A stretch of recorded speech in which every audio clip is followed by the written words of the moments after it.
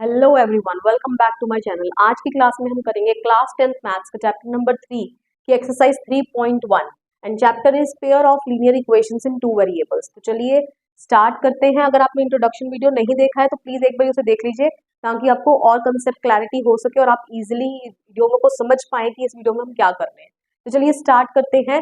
Question हमें कह रहा है कि आप जो ये आपको स्टेटमेंट दी है इसकी क्वेश्चन फॉर्म करें एंड इसका जो सोल्यूशन है वो ग्राफिकली निकालें। तो चलिए स्टार्ट करते हैं। अगर आपको इक्वेशन फॉर्म करने में दिक्कत होती है तो जरा जो मैं आपको टिप्स एंड ट्रिक्स बता रही हूँ जरा आप ध्यान से सुनिएगा और उसे अप्लाई करिएगा तो कभी आपकी इक्वेशन गलत बनेगी ही नहीं कभी। 100% आपका इक्वेशन ऑलवेज ठीक बनेगी। तो चलिए स्टार्ट करते हैं।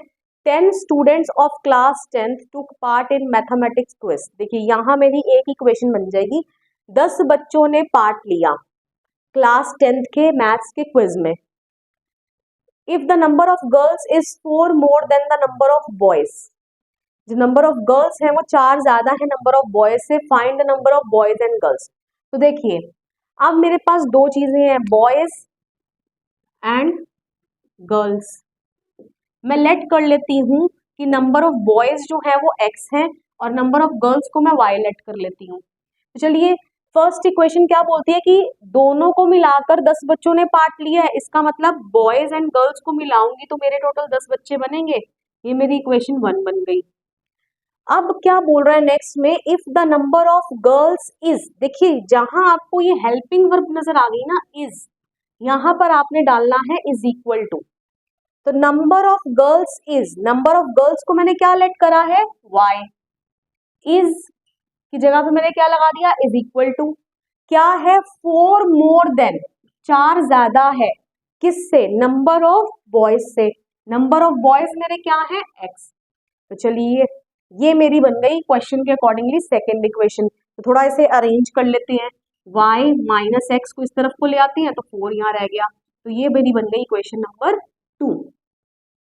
अब इसका सोल्यूशन हमें ग्राफिकली निकालने के लिए बोला गया है। एक बार हम एलिमिनेशन या सब्स्टिट्यूशन मेथड इस्तेमाल करके देख लेते हैं इसका सोल्यूशन आ क्या रहा है। तो चलिए मैंने आपको लास्ट क्लास में बताया था दिस इज मैं इसको y प्लस एक्स करके भी लिख सकती हूँ, उससे कोई फर्क नहीं पड़ने वाला। x प्लस वाई लिखूँ चाहे y प्लस एक्स लिखूँ, मैं एलिमिनेशन मेथड यहाँ पे लगाती हूँ। तो ये y plus X is equal to 10 हो गया, y के नीचे y लिखा, minus X is equal to 4। देखिए यहाँ मेरे को साइन चेंज करने की जरूरत नहीं है, अगर ये दोनों प्लस के होते ना फिर मैं नीचे साइन चेंज करती, तो ये कट गया एक दूसरे से। y plus Y is 2y, this is 14, y is equal to 14 divided by 2, तो y की वैल्यू आ गई मेरी 7।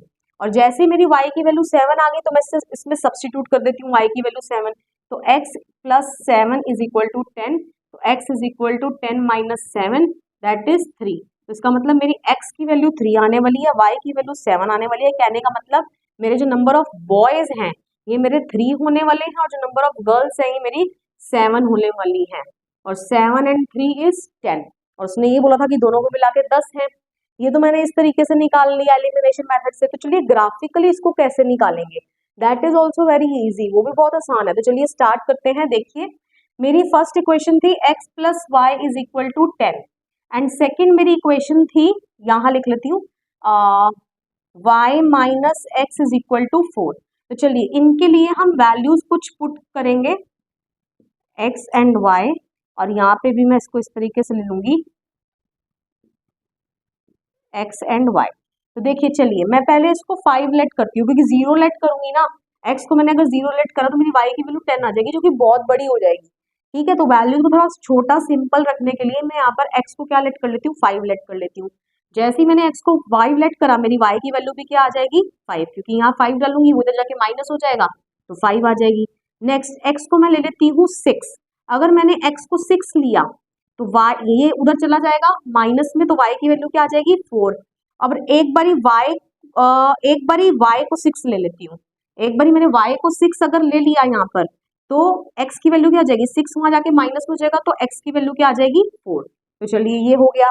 अब नेक्स्ट यहाँ देखते हैं, यहाँ मैं क्या करूँ, यहाँ मैं एक बारी x को ले लेती हूँ 0, अगर मैंने x को 0 लिया मेरी y की वैल्यू क्या आ जाएगी 4।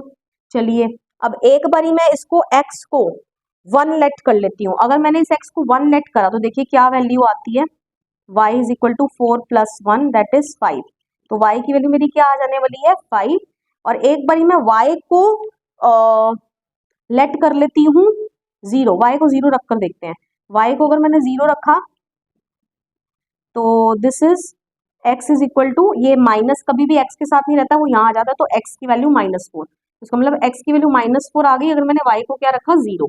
तो चलिए अब इसकी प्लॉटिंग करते हैं। मैंने यहाँ ऑलरेडी ये बना रखा है ग्राफ स्ट्रक्चर, आप तो ग्राफ पर बनाएंगे, मैंने बोर्ड पर ग्राफ बना रखा है उसका स्ट्रक्चर। तो चलिए हम करते हैं इसकी प्लॉटिंग।